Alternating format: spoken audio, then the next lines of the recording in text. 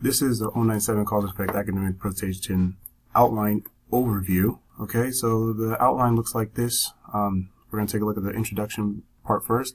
So basically what you could do is, this is an example that I'm using. I know none of you have this topic, so I'm using this one. Car accidents. That's my topic of the title. So with the greetings section, I'm going to, what am I going to say when I first open up my presentation?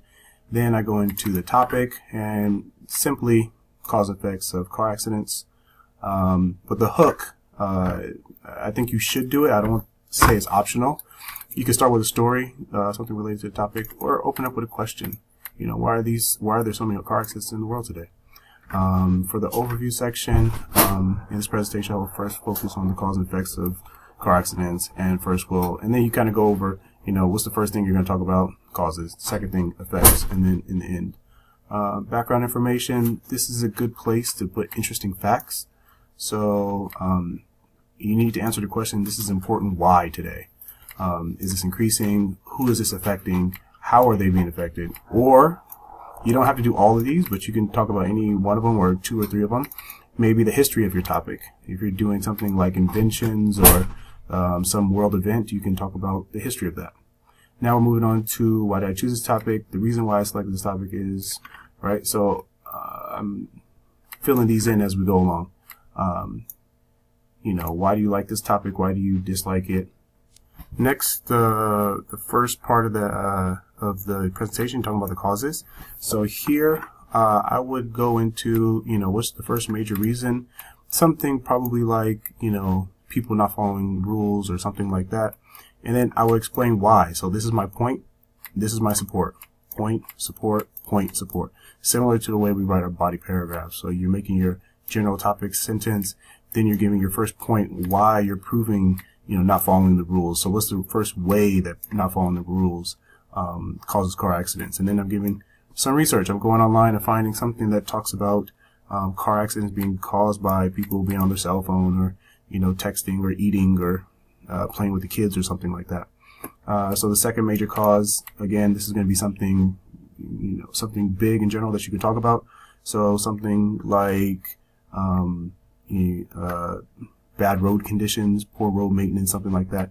Point, support, point, support, point, support. So again, very much like our body paragraphs in our essay. Then we get to the effects. So what is the effect? Is it negative? Is it positive? Is it bad? Is it good? Who is affected by this? Who, how, when, why, where? So this is kind of what you can say. The first part, one of the things that you can say. The next part of my presentation is about the effects of car accidents. The first major effect is, and you give your point. This happens because, and it's similar to the last part. This is your point, and then you give your support, and then you give another point, and then you give more support. Same thing with the second effect. And then we finally get down to the conclusion. Summarize your causes. You could say something like, this brings me to the conclusion. In summary, the main causes of car accidents are, not following the rules and poor road maintenance. Concluding comment, recommended course of action. So here you're going to, after you give your summary, you go into what do you recommend. So I have some suggestions. I would suggest several solutions. For example, some websites recommend such and such. So go find some solutions to your topic and see if you can write some solutions.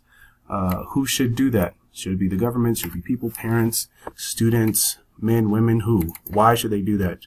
How could they do that? So if the government is going to make, more cameras, how are they going to do that? How are they going to pay for it? Where are they going to put them? And what would be the benefits of, more cameras, for example? This solution is not really to solve the problem, but we'll make it less so I would say something like that. If I said that, the solution is more cameras, I would say something like this because I don't think cameras would necessarily solve the problem, but it would make it less. Also, finally, we get down to the sources, and this is the last slide, and you're just telling us, where did you find these sources? The following websites were very useful for my search. You just list them, not google.com, but the actual website that you went to, be it National Geographic or wherever you found it. And then finally, you end with thanking your audience, Thank you. I hope you enjoyed this presentation. I hope you found the presentation useful. And I want you to save your PowerPoint presentation in this style. So you file, save as, and this should be your ID. You're going to change this to your ID. You're going to keep all this the same, and then this is going to be your topic for your presentation.